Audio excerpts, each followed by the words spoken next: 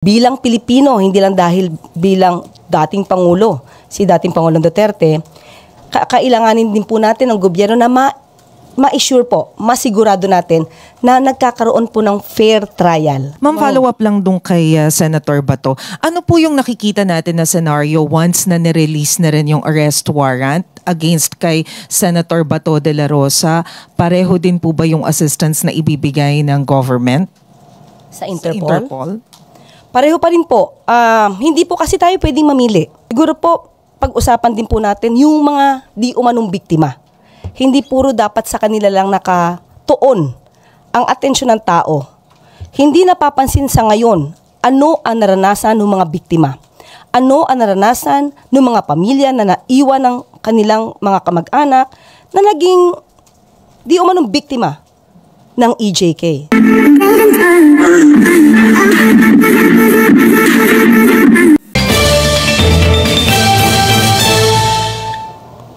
Ladies and gentlemen, Yusek Clarissa Castro, the Palace Officer. Magandang umaga, Malacanang Press Corps. Welcome sa ating press briefing ngayong araw, March 14. At ngayon, ready na po tayong sumagot ng inyong mga katanungan. Good morning, ma'am. May we get a confirmation from Palace if nangako po talaga si President Marcos kay Senator Bato na hindi siya gagalawin ng ICC? Wala po kami napag-usapan kung personal po niya itong sinabi. Sa ating pong pagkakaalam, ang sinabi po niya ay wala po at hindi po, wala pong jurisdiction ang ICC at hindi po makikialam, hindi makikipag-cooperate ang administrasyon sa ICC. Pero never po naman niyang nabanggit na hindi po tayo makikipagtulungan sa Interpol. Next question, Tristan Odalo, Newswatch. Hi, Yusek. Good morning po. Ma'am, former President Duterte is set to appear sa ICC tonight. Siguro po, could you enlighten us on ano po bang extent ng government assistance na maaaring ibigay kay former President Duterte throughout this proceedings po? Wala po kasi tayong jurisdiction sa anumang gagawin po ng ICC. Sa kanilang mga procedures, wala pong jurisdiction. At after natin dala po ang dating Pangulo sa ICC, wala na po kamay o responsibilidad ang gobyerno kay dating Pangulong Duterte. Pero, base po sa RA 9851, bilang Pilipino, hindi lang dahil bilang dating Pangulo, si dating Pangulong Duterte, kailanganin din po natin ng gobyerno na ma-assure po, masigurado natin na nagkakaroon po ng fair trial. Lalong-lalo na po, Pilipino po ang dating Pangulong Duterte. Okay, pero lahat po ng mga gastusin, like for example, for legal counsel and all, private capacity na po yun ni former President. Sa kanya dapat manggaling yun? Opo. Kahit nga po sa mga complainants, hindi rin po yan talaga sagot ng gobyerno dahil may kanya-kanya po silang mga abogado at sabi nga po natin, wala po tayong responsibilidad or wala tayong hand over the ICC proceedings. Last question na lang po, Yusek. Si former Senator Trillanes, sinabi niya po in one of his interviews na there could be seize order coming from the ICC sa mga Duterte assets while the trial or the investigation is ongoing. If maglabas po ang ICC ng ganong klaseng order to freeze the assets of the former president, will the government comply on that particular order? Kung meron naman po tayong batas at inaalaw po tayo, ipakita lamang po nila, tayo po yung magkukomply dahil lagi po, sinasabi natin, lahat po ng gagawin natin dito ay dapat lamang base sa batas. Okay, next question po. Eden Santos, Net 25. Yes, good morning po.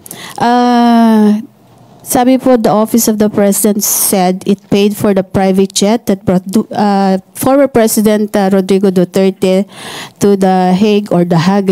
Paano ba bigkasin yun? The Hague. Maybe, do you confirm po itong statement na to na ang Office of the President ang gumastos po dun sa pag-fly kay former President Duterte using a private, is it a jet plane or yung pong ginamit last na? Opo, ina-admit po na ang palasyo po ang nagbayad, ang gobyerno po. Ito po ay may kaugnayan sa assistance po na ibinigay natin sa Interpol. So, sabi nga natin, kapag hiningi po ang assistance, siyempre po dapat kumpleto po. Dahil kung wala naman po na ipoprovide na sasakyan para madala po ang dating Pangulo sa ICC, parang hindi rin po naging kumpleto ang pagtugon natin sa ating commitment to the Interpol. Magkano po yung kung meron na tayong estimate na ginastos dun sa pag-travel po kaya FPRRD? Wala po tayong kumpletong detalye about that. At maaari po siguro ay hindi ko agad masasabi kung meron man po dahil meron pong kaugnayan ito sa isang pribadong korporasyon. Yesterday po, medyo hindi kasi ako nakadalo dun sa briefing. Naikwento po nung ating mga officer from the PNP, CIDG, na yung ginawa pong pag-aresto kay FPRRD, yung naging attitude po nung mga pamilya na nagwala, parang gano'n, nagsisigaw, nagmura. Yung po bang ganong attitude, is it normal or sa tingin nyo hindi po? Normal lang sumigaw at magmura? Pamilya po yun eh. Hindi po natin mawawala na gano'n na maging damdamin. Pero since ito naman po ay matagal nang pinag-uusapan at aminado naman po ang dating Pangulong Duterte na may kaso naman po sa ICC. At nabanggit nga rin po niya sa kanyang talumpati sa Hong Kong na meron siya nadidinig na warrant of arrest. Pati nga po si Senator Bato, inamin niya na mayroon. Kaya hindi siya sumama sa Hong Kong. So, normal ang magkaroon ng ganong klaseng damdamin.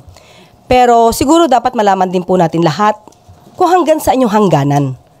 Kung hanggang kailan pwedeng mag-react sa kapulisan. Kung ginagawa ang tama, nandoon ang mga dokumento, tingin ko dapat sumunod din tayo po sa batas. Iba po kasi yung sitwasyon na hinuli ka, pero wala kang ginawa, hindi ka caught in the act, or walang warrant of arrest. Pero dito po lahat ay naipakita. May warrant of arrest, nandiyan po ang Interpol. So, siguro mas maganda po kung naging kalmado rin ang mga kamag-anak po ni dating Pangulong Duterte. So you're saying, sinasabi niyo po ba yan dahil based on your own experience din po dun sa nangyari sa kliyente ninyo? Parang sort of ganon. Okay, sasagutin kita dyan. Unang-una, nalaman nyo ba kung ano yung totoong kwento? Yung aking kliyente, this is so too personal na pag-usapan dito, but I will explain. Yung ating naging kliyente doon, hinuli, again, uulitin ko, di ko po alam kung nandito kayo nun. Hinuli ng walang warrant of arrest, walang kaso, at hindi man lang sinabihan yung kliyente ko ng nature of the case. Ang sabi, confidential. What should the counsel react? And how would the counsel react on that? This situation of the former President Duterte, it's different from the case that I handled. There were violations committed by the police officers during that time, that's 2015. But in this case, all the documents, all the legalities, nobody can question that. Except maybe if they can use that for as a defense in their case. Thank you. Next question, Maricel Halili, TV5. Magandang umaga po. Ma'am, follow-up lang dun kay Senator Bato. Ano po yung nakikita natin na scenario once na nirelease na rin yung arrest warrant against kay Senator Bato de la Rosa? Pareho din po ba yung assistance na ibibigay ng government? Sa Interpol? Pareho pa rin po. Hindi po kasi tayo pwedeng mamili. Kung ito po ay ginawa po at nakipag-coordinate, makipagtulungan tayo sa Interpol dahil ang dating Pangulo po ang subject po ng warrant of arrest, hindi po tayo pwedeng mamili. Wala pong pwedeng special treatment. So kung mangyayari po to sa iba pang mga suspect na may warrant of arrest, basta valid po yung warrant of arrest at ito po ay na-course through the Interpol, gagawin pa rin po natin kung ano po yung dapat gawin ng gobyerno. Pero what will happen po? Kasi I understand Senator Bato de la Rosa has already talked to Senate President Jesus Cordero and he asked for the protection of the Senate. So paano pong magiging senaryo doon kung may kausap siya sa Senado? Hindi ko po alam kung ano magiging sagot ni Senate President patungkol dyan, hanggang saan yung protection na kanya maibibigay. Kung may warrant of arrest, abogado naman po si Senate President. Alam naman po niya kung ito'y valid at pwede niya po na ikumpirma kung valid ang warrant of arrest. Hindi naman po niya siguro ikakalong at itatago ang masasabing suspect sa isang international criminal court. Last na lang po. Yesterday, Senator Bato de la Rosa mentioned that clearly it was a demolition job against him. Pero parang nag-benefit pa siya dun sa demolition job kasi tumaas daw yung kanyang survey sa Pulse Asia. Your reaction on that? Paano po magiging demolition job kung ito pong kasong to ay na-file na? Hindi pa po panahon ng eleksyon, hindi pa po panahon ni Pangulong Marcos. Ito po, naisampa po yata to kung di ako nagkakamali taong 2017. Matagal na nga po Dapat noon pa po.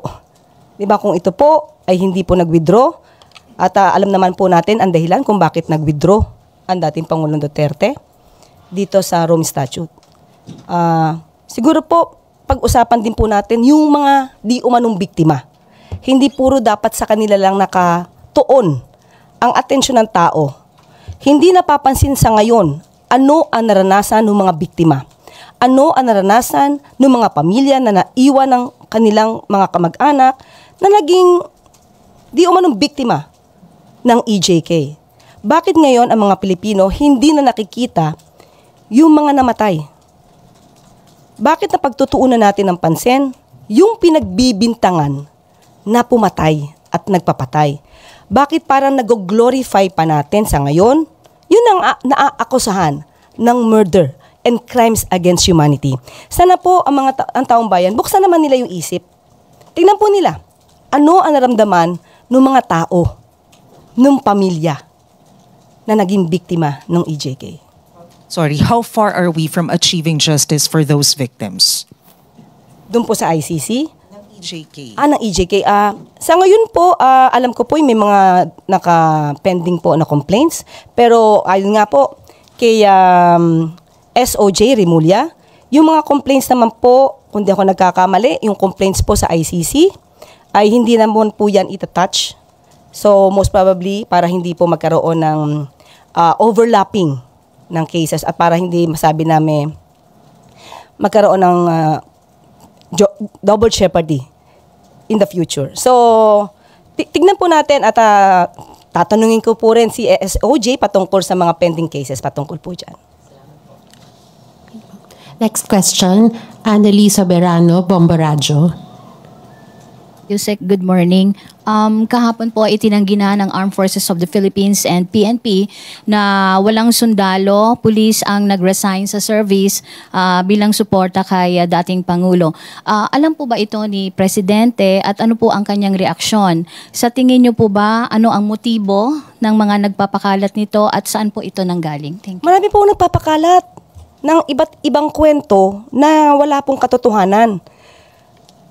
Sa ating pong paningin, ang pagkakalat po ng mga gintong klaseng kwento ay para po mas lumaki ang simpatya sa dating Pangulong Duterte. Pero tandaan po natin, sabi nga po natin, ang mga taong bayan, sana po imulat nyo ang inyong mga mata. Tingnan nyo po kung ano ba talaga yung katotohanan. Muli, wag natin iwan yung issue ng extrajudicial killings. Meron pong mga namatay. Meron pong mga nagrereklamo. At ang mga nagrereklamong ito ay noong pa po 2017. Hindi po ito sa panahon ni Pangulong Marcos. Okay. Sa mga nag-resign, wala pong katotohanan. Ayon po kay General Fajardo, wala pong katotohanan na may nag-resign. Kung ito man po ay may kaugnayan sa pag-surrender ng gobyerno kay dating Pangulong Duterte sa ICC through the Interpol, wala pong nagre-resign ayon po kay General Fajardo.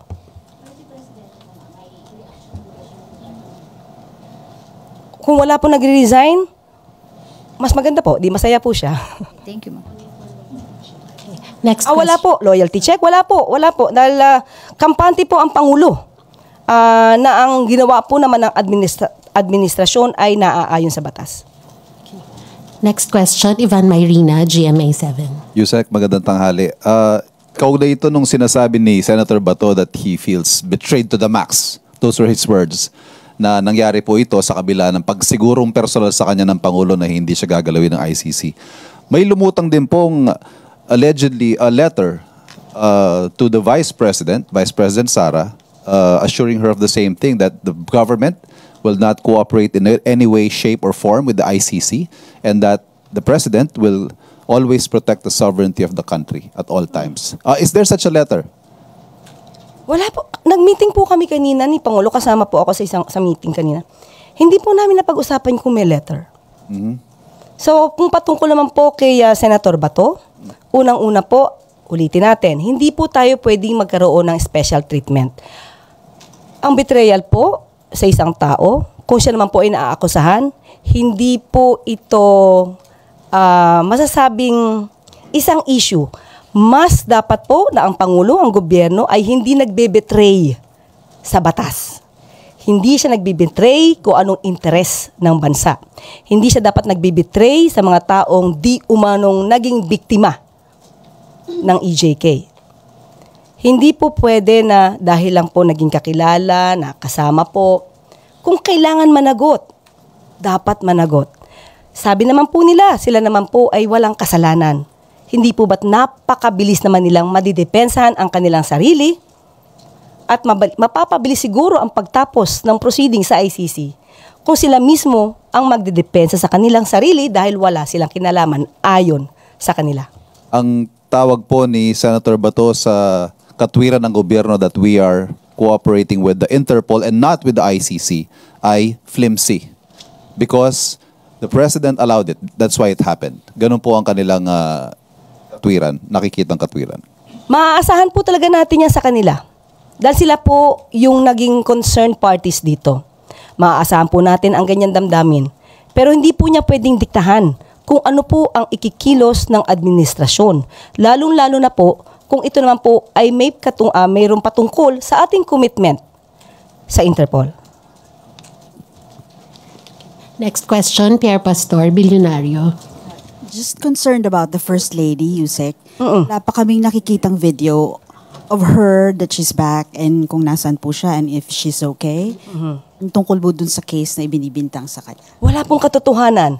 Dahil po nung Monday po, dumating po siya dito, kung di po ako nagkakamali, mga 5 o'clock na madaling araw. Dahil po meron po siyang sinend sa aming video, sa amin po, na supposed to be na makakamit niya na pagdating po niya, 5:58 po ang nakaregister po sa akin na oras na aga nga po eh. She's back and ready for a meeting. So, wala pong katotohanan yung mga ibinibintang. Uli, mukhang ito na naman ay, ito yung masasabi nating demolition job. So, wala pong katotohanan yon. Good morning po, Yusek. Patuloy po yung pagkikilos protesta ng mga taga-suporta ni dating Pangulong Rodrigo Duterte. Nakita po ito kahapon sa iba't ibang lugar dito sa bansa. Paano po ninyo sila pakakalmahin para hindi po ito matuloy sa tinatawag na full-blown people power? Okay. Sa ngayon po, sabi nga natin, yung mga nakikisimpatya po sa dating Pangulong Duterte, karapatan po nila yan. Hindi po yan pipigilan. Karapatan po nila na malungkot, magdalamhati para kay dating Pangulong Duterte. Wala pa po tayong nakikita na maaaring makaalarma po sa administrasyon. Kapag po dumating na po yun, sa puntong iyon, at puro po kasinungalingan na talaga ang kanilang mga sinasabi at ito'y nakakaalarma na po sa maaaring epekto sa taong bayan, dun po kikilos ang gobyerno. Ma'am, follow up lang. Anong klaseng pagkilos na gagawin ng gobyerno kung sakali, ma'am? Kung ito naman po ay dumadami at puro po mga fake, ayoko na pambanggitin ng fake news, puro kasinungalingan ang mga pinapangalandakan, especially sa social media, hindi po pwedeng tulugan ng administrasyon ito. Sa ngayon po, pinapahintulutan po natin, allowed naman po ito, just to express the rights. They have to exercise that right of freedom of expression. Pero kung susobra po, of course, magkakaroon po tayo ng plano kung paano po ito masasawata para po ito ay para sa gobyerno, para sa taong bayan. Kapag ka po kasi nagkaroon ng demolition, or destabilization, hindi po pwedeng tulugan ng gobyerno to. Lalo po na ang gobyerno naman ay sumusunod lamang sa batas. Gumagawa lamang ng kanilang tungkulin. Ganun po. Last, ma'am, ano ang extent o ano po ang triggering factor para umaksyon na yung gobyerno sa ano yung hangganan na inaantay para sabihin na, oops, tama na yan, pigilan na natin yan? As of now, napaka-hypothetical ng question. Titignan po natin kung papaano. Thank you po. Next question, Maricar Sargan, Brigada. Good morning, Yusek. Other matters lang po. Nakarating na po ba kay President yung ulat po na may mga resident ho ng Palawan na na-detained sa China na alleged spy daw po? Parang wala pa po. So far. Aalamin po natin kung meron pong ganyang pag-uulat. Wala pa po kami natanggap. Hindi po nabanggit sa amin kanina. So tingnan po natin. Baka po kung ano man pag-uulat yan ay kailangan pag-usapan agad. Thank you po. Okay po.